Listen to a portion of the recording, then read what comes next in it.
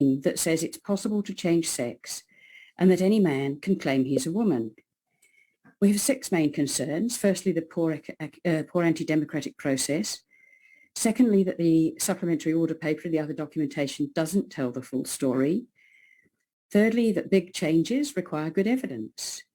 Fourth, that lesbians are under threat. There are impacts, important ones on children. And finally, it casts doubt on whether women and girls should be able to have services that meet their needs. First of all, we'd like to comment on the poor anti-democratic process. Good, robust law is made with good, robust consultation. New Zealanders have not been appropriately consulted over the past 4 years. We've seen the body language, the unwillingness to listen, to engage or understand. In the UK, in Spain, in Germany, similar legislation has already been rejected. And in many other countries, it has only passed on the coattails of popular legislation. It was not democratic that the bill was not foreshadowed in the Labour Party manifesto. It's not democratic when Māori have not been consulted, as the treaty demands. It's not democratic when the DIA said there were no impacts and therefore did no research or risk mitigation. It's not democratic when the DIA commissioned research about organizations speaking up for women's rights rather than speaking with them. It's not democratic when the legislation allows for a sex change, but says the definition of sex is out of scope. The supplementary order paper doesn't tell the full story. This legislation is the keystone of a suite of massive legal and policy changes that will see the complete replacement of sex as a category by the vague and contested idea of gender identity. Much of this has already happened with no public oversight, but we're being told that the legislation is for kindness, convenience and cost saving. First, to the policy work. Policy work at the Ministry for Women has, without any new law, notification or risk assessment, created a definition of woman by self-identification. Now, calculating the gender pay gap is being done using this, even though the Ministry couldn't confirm to us whether this was legal. The law supports the negation of sex, this one, the BDMRR supplementary order paper. A Human Rights Act changes that are coming in will mandate a belief in gender identity. Many lesbians, in fact most people in the New Zealand population, don't believe there is such a thing. But changes to the Crimes Act will criminalise disbelief. The new conversion therapy bill will allow the health system to trans away the gay with impunity, sterilising young lesbians and gay people and setting them on a lifetime of physical and mental health issues. The UK gender clinician's recent dark joke that there will be no gay and lesbian kids left is true here too. These bills are postmodernism's queer theory on steroids. Gender theory is a belief system that who you are is determined by the repetition of performances that is not based in science, but in mystical beliefs about indigenous genders and people who are born in the wrong body. It's a retreat from liberal democracy into authoritarian bullying. Adult fantasies are being visited on the bodies and minds of the young. If anyone in government has seen these linked effects of the policy and the legislation, they're not telling the public. We do not support a bill that allows condition-free self-identification with its massive unintended consequences. We think the issues raised are so serious that not only should the order paper be withdrawn, but a commission of inquiry should tackle the issues about the government-wide replacement of sex with gender identity. We say big changes like these require not just good consultation, but also very good evidence. It's not possible to make these kind of fundamental changes to society and expect there to be no impacts. This bill says a sex marker can change just based on the applicant's say-so, but we would not simply allow other things in this way. For example, we don't allow asylum seekers to just self-identify as citizens, no matter how kind or validating this might be. If this law goes through, It will be simpler to change a sex marker than to get a disability parking permit. But what is closest to our heart is that lesbians are under threat. In the UK, a bearded man, Alex Drummond, goes into schools and tells kids that she is a lesbian. Trans-identified men threaten young lesbians if they don't include them as potential partner. At rainbow conferences, they teach each other how to overcome the so-called cotton ceiling. If you don't know this term, look it up, it's interesting. Several government agencies have already redefined lesbian and gay to be same gender attracted, thus making sexual orientation completely meaningless. Lesbians and gay men are the collateral damage of gender ideology. There are impacts on children too. Despite the emotional stories the committee has heard from parents, gender questioning is a normal and predictable part of childhood development. But social contagion is increasing, and evidence shows that it is very cool for smart but awkward kids to become trans. Most would have resolved their gender issues without treatment. The research on this is absolutely clear. But this new legislation will confirm as transgender thousands and thousands of young New Zealand people. Most of these would have become gay or lesbian adults. Detransitioners are mainly young women. We've met some of them in New Zealand.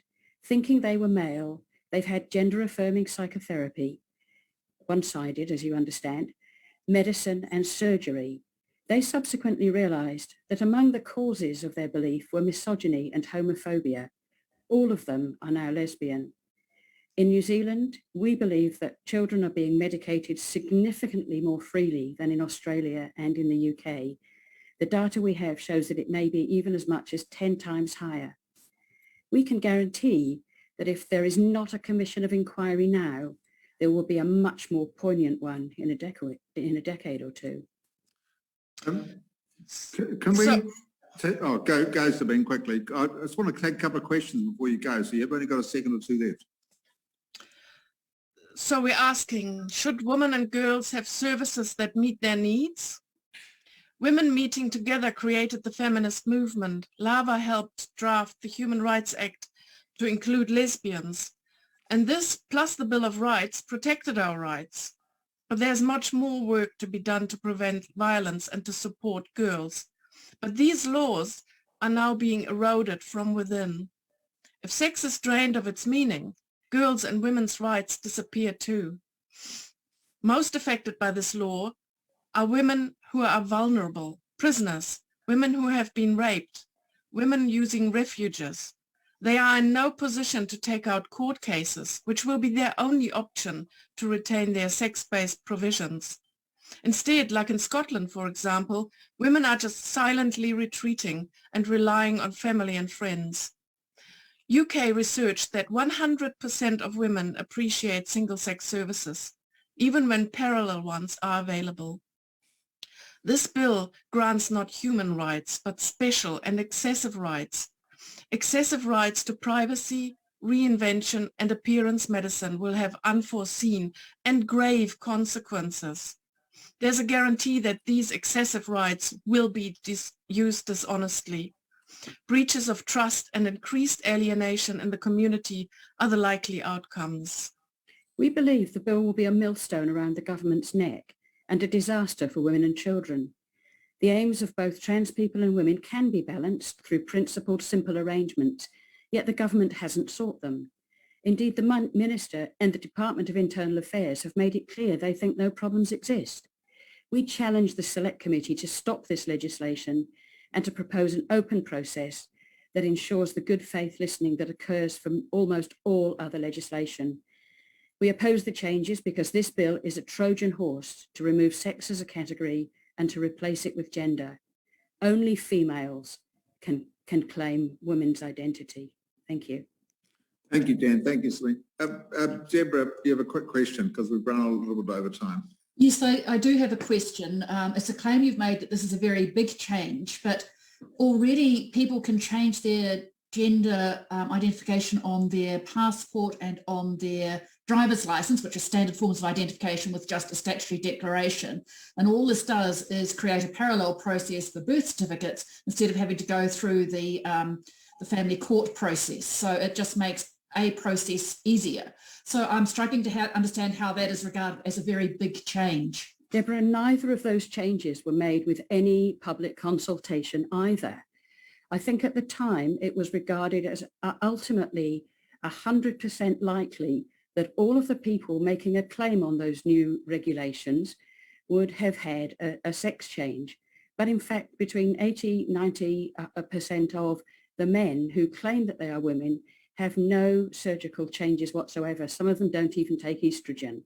The kind of people that we're worried about are people like the man that Sabina mentioned, who do absolutely nothing to change their identity.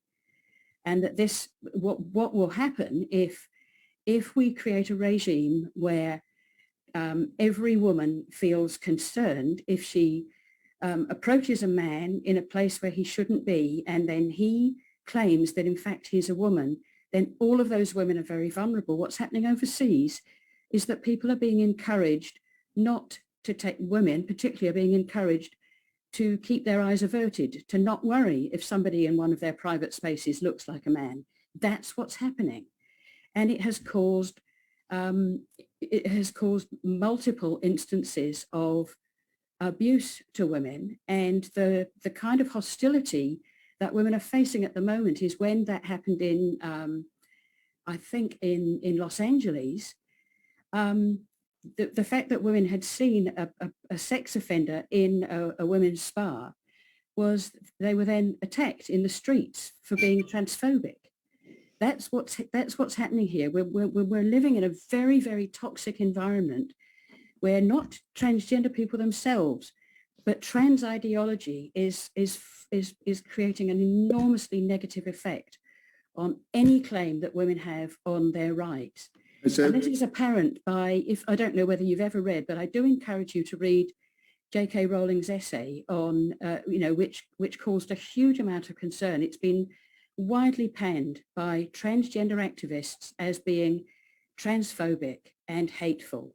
And if you read it, it is probably one of the most, she's a wonderful writer, as you know, it's probably one of the most... I have read it. I have read it. Yeah. So, Jan, I'm going to have to pull you up because you've taken your time, but you've used it very well. And I want to thank you and Valda, who's been sitting quietly in the background.